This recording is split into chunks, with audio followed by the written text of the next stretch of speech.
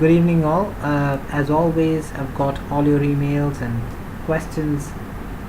While I'm delighted that you send all these questions to me, I hope I'm able to address uh, as much of doubt that you hold about life in general, because this is totally aloof business or any immediate goals that you have.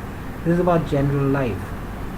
What I've tried to do today is of course, I've got your emails, but I'm also trying to address them on a drawing board. I'll draw some calculations. Let's try to address your questions mathematically. I thought, something that fits into the left side of your head fairly more easily. So, to begin with, the first question that I got was around, how is empathy an important concept? Is it just a word that we use in corporate circuits to address customer service, or does it have more relevance to life? Well, I'll tell you what, personally, what I see a lot happening in the world today is that we are very quick with jumping to sharing solutions to people. The moment someone walks up to us, we have a very good story around what could have been done better, how this person was wrong, what are the steps he needs to be careful with the next time, and so on. Very seldom do we invest time in empathizing with his current state of being. I think that is a very critical part in life. When someone walks up to you with a problem, the biggest comfort you can lend the person is by agreeing with the fact that it's a grave situation that he's stuck in. Now the problem is we always have a measurement gauge in our head. We try to compare situations of people with others. If this person has handled a loss, let's say of 100 odd bucks, we would try to compare it with someone who has recently struggled with 1,000 or 10,000 loss, and we might think this situation is nothing compared to that. But this is a different human being that you are putting at the center stage. So the man who is in spotlight should be the one that you should be addressing issues of.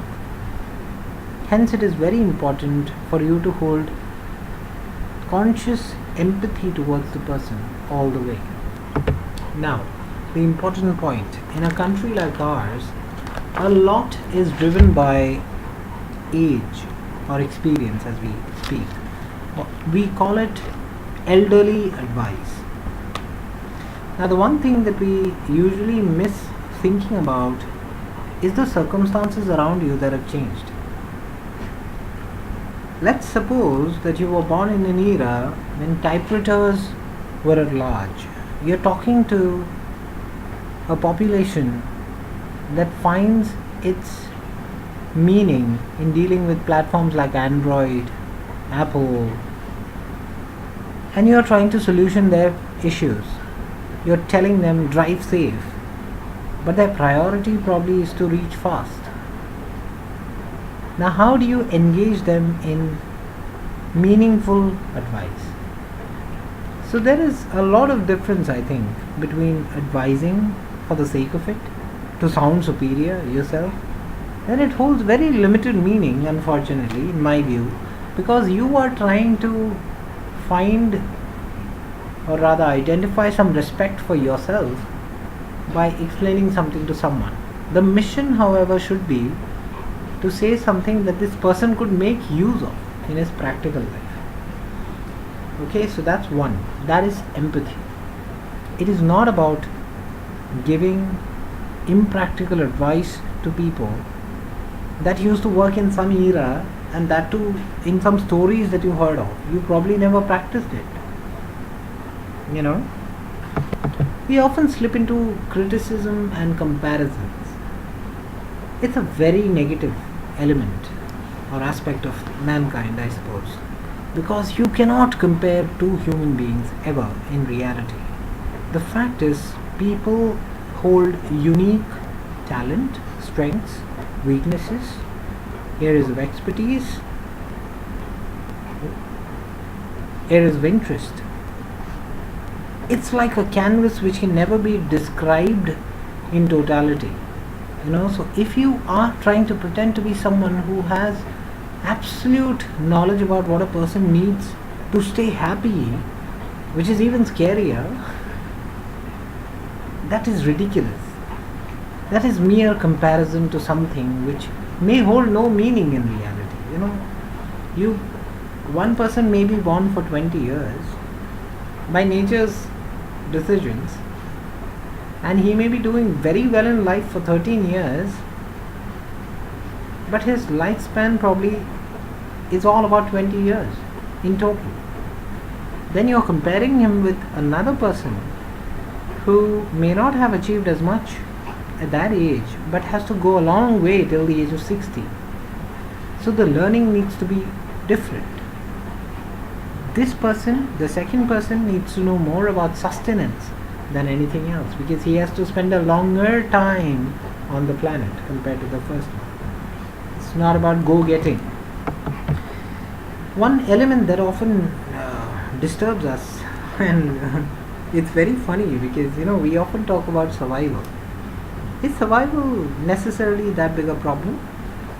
Or is it that we think that our survival relies on the market, money, all the things that money buys? Of course, food being one exception. Food is life. That helps you sustain your life within. But beyond that, everything else to me appears to be some sort of a fight that all of us are engaged in. We have exposure to a certain cadre of the society. Then we tend to get into comparisons. What does he have? What level has he achieved at this age? What is the educational background that this person holds?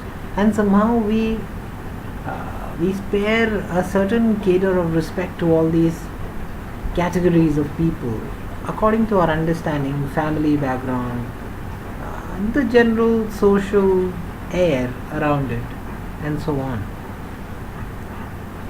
People, I just want to tell you one thing. This is everything that the society thinks is primarily based on a centrifugal point called opinion or perception. Do you want to waste your life after a perception, or do you want to live the thought that you were born with? It's a very big differentiator to how your life is going to look. You cannot impress everybody. And as a matter of fact, the more appropriate you get in life, the more particular you get in life about things that you want to do, you will end up disturbing more thoughts than impressing them, because you will bring in a new idea. You will try to enlighten people in a whole new dimension that they are not used to, and it will be thoroughly uncomfortable. For a lot of people, it will be thoroughly discomforting for a lot of people. So people would usually accept things that they are used to, that they've seen happening around them. If you change things out of the blue, it tends to create a discord. Now it's about love. This is a very interesting topic.